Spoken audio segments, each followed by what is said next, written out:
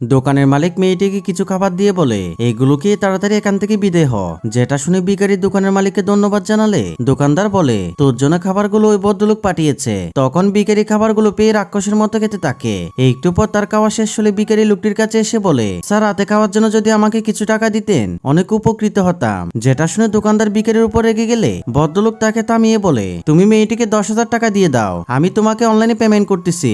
এরপর দোকানদার মেয়েটিকে টাকা দিলে সে লোকটির প্রতি কৃতজ্ঞতা প্রকাশ করে সেখান থেকে চলে যায়। এর 5 বছর পর মেয়েটি অনেক বড় লোক হয়ে যায় আর সে রেস্টুরেন্টে ফিরে এসে দোকানদারকে তার পরিচয় দিলে দোকানদার তাকে চিনতে পারে না। তখন মেয়েটি তাকে 5 বছর আগের কথা মনে করিয়ে দেয়। এরপর লোকটির ব্যাপারে জানতে চাইলে দোকানদার বলে, সে এখন পথের ফকির হয়ে গিয়েছে, সে রাস্তা রাস্তায় ভিক্ষে করে খায়। যেটা শুনে মেয়েটি কি করে সেটি দেখার আগে তুমি যদি তোমার মাকে ভালোবেসে থাকো, ভিডিওটা একটি লাইক দিয়ে চ্যানেলটি সাবস্ক্রাইব করো। এরপর মেয়েটি লোকটির কাছে ছুটে গিয়ে তাকে বলে, আপনার ব্যাপার আমি সবকিছু শুনেছি আর আপনার জন্যই আজকে আমি প্রতিষ্ঠিত হতে পেরেছি। আজকে থেকে আপনার সব দায়িত্ব